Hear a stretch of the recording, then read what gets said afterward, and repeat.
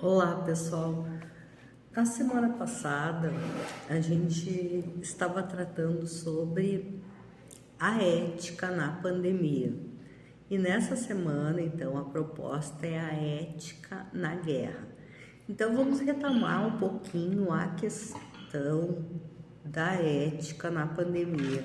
Eu havia já, falado, apontado algumas questões na nossa web, Quem participou da primeira webconferência, eu havia lá apontado alguns tópicos sobre a questão da pandemia, Que eu vou retomar aqui antes da gente entrar na nossa aula propriamente dita dessa semana da ética na guerra, Até porque várias dessas questões, se atravessam, Bom, com relação à pandemia, eu não sei se vocês lembram, qual foi, o primeiro dia, como o professor Evandro questiona, no seu texto, o texto que eu postei para vocês ali no ambiente virtual de aprendizagem, Qual foi o primeiro dia, da pandemia? Bom, o que a gente sabe? A gente sabe que lá no final de 2019 aconteceu numa cidade pequena da China, a gente sabe que aconteceu numa cidade pequena um vírus, houve um vírus e que esse vírus começou, a se proliferar e que esse vírus veio de uma peixaria, E depois a gente sabe, que esse vírus começou a se proliferar, E por isso, Por isso o nome, Covid-19, A referência de 19 vem lá do final de 2019, Bom, muitas pessoas diziam, que esse vírus ia de suínos, enfim, nós escutamos muita coisa durante a pandemia, O que a gente se deparou, com a pandemia? Primeiro, a questão do lockdown, esse direito de ir e vir. Então, questões que a gente fazia, questões corriqueiras, de ir ao trabalho, de ir para a faculdade, frequentar um cinema, ir ao supermercado. Essas questões, elas começaram, a ser cerceadas, A gente não pôde mais, estudar, então algumas aulas começaram a ser à distância. A gente tinha alguns horários específicos, para poder ir ao supermercado, Também teve a restrição de alguns alimentos, Alguns alimentos foram mais difíceis de conseguir, questão da água, Outra questão bastante visível foi a precariedade do sistema de saúde. Então, os profissionais da área da saúde, eles ficaram com um dilema bastante, difícil, que foi lidar, com essa questão de se eu tenho um oxigênio e tenho 5 pessoas, quem é que vai viver e quem é que vai morrer? Então, o utilitarismo, essa corrente utilitarista foi bastante utilizada, no cenário da saúde durante o lockdown, Porque eu tive que estabelecer alguns critérios, E esses critérios, eles acabaram decidindo, quem ia viver e quem ia morrer. E esses critérios, às vezes foram critérios bem diferentes, dos que os profissionais da área da saúde eles estavam acostumados a utilizar, durante um período normal, fora de uma pandemia. A questão da vigilância, Então, o que a gente percebe? Que uma pessoa começa a cuidar a outra para ver se ela está cumprindo o lockdown, se ela está cumprindo os horários que podem, andar pela rua ou não. A partir disso se estipularam também multas, para as pessoas que não cumpriam o lockdown. O movimento anti-vac, então o movimento anti-vacina, muito em cima também, da falta de informações, muitas pessoas não queriam tomar vacinas, e aí é importante dizer, que a gente não pode, ficar obrigando, como era antigamente, a vacinar as pessoas, uma pessoa não pode, está sendo obrigada a ser vacinada, então muita gente, né, acabou sem tomar a vacina. A questão econômica, então muitas áreas acabaram entrando em falência, né? Pensem vocês, né? Se nós estávamos em lockdown, então restaurantes, né? Serviços, né? De alimentação e outras áreas também, né? Áreas do comércio, vestuário, enfim, né? Muitas áreas acabaram perdendo muitos clientes e com isso se perdeu muitos empregos. Então a questão econômica foi muito abalada durante a pandemia.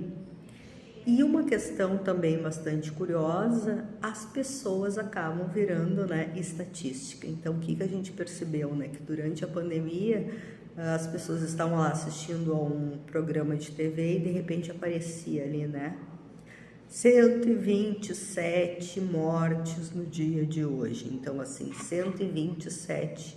Esses 127 são 127 pessoas físicas, né? Então, ao invés de falar Mariazinha da Silva, Joãozinho de Oliveira, né? Essas pessoas, então tu falava 127 e tu tá aí criando todo, né, uma estatística, e por trás dessa estatística o que vem essas pessoas. Então, e essas pessoas, né, que envolve família, que envolve, né, tem toda uma demanda, todo um contexto sócio-histórico, econômico, social que vem por trás desses seres humanos, né, que tiveram a sua vida, né, liquidada por uma pandemia. E aí é importante, né, nesse contexto, pensar no conceito de biopolítica, né? Conceito de bios politicos, né? A política da vida. Então, a política que acaba decidindo quem vive e quem morre. E esse conceito de biopolítica, ele é um conceito bastante importante para pensar, sobretudo, os dispositivos de raça. E é aqui justamente que nós podemos unir, e por isso que eu deixei também, né, essa nossa videoaula para conversar sobre a pandemia e a questão da ética na guerra. Muitas guerras, elas são efetivadas em cima da questão da raça. Então, o que a gente percebe, né? Uma raça que quer se sobrepor a outra raça, né? Nós temos um exemplo histórico, né? Teríamos vários, mas agora só trazendo um, que é a questão do nazismo, que é eu penso que é um dos mais conhecidos. Então, nós temos o povo alemão, né? Que se via como um povo superior ao povo judeu, né? E ele cria uma estratégia biopolítica. Ele quer eliminar o povo judeu, porque ele acredita que eliminando o povo judeu, isso vai fortalecer o povo alemão. Então, o nazismo, ele é visto como uma estratégia biopolítica. E ao longo da história da humanidade, nós temos vários exemplos de estratégia biopolítica. E nós podemos agora pensar com relação à guerra, o que está acontecendo na Palestina. Então, eu deixo para vocês, né, o caso de uma menina que foi retirada, né, ela foi retirada da barriga da mãe. Então, imaginem vocês, né, um contexto onde a mãe e o pai, eles são mortos, né, em guerra, uma família, né, de pessoas físicas, são mortos em guerra, a mãe estava grávida, e aí o que percebem? Percebem que aquela mulher grávida que foi morta tem como tentar salvar, né, aquele bebê. Então, a mulher morta é levada para o hospital e eles retiram esse bebê e esse bebê nasce com vida. O que nós temos aí? Nós temos uma vida que nasce órfão, porque essa menina, ela já nasce sem pai e sem mãe no contexto de guerra.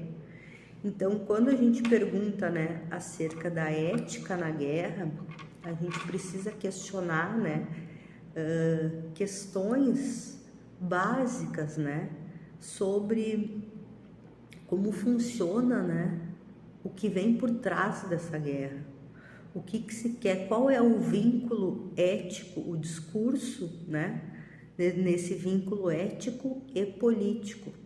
Porque há quanto tempo, né, que a gente está aqui à distância assistindo, né, como telespectador, a guerra, né, que está acontecendo na Palestina, e esse monte de gente, né, esse monte de pessoas, né, essas pessoas físicas, né, que eu digo, né, não são pessoas jurídicas, são pessoas físicas, né, que estão morrendo, né, tem suas vidas findadas em fila para pegar alimentos, né?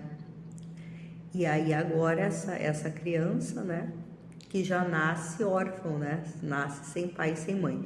Então, esses contextos nos fazem, né, refletir sobre o que é uma guerra e para que serve uma guerra, né?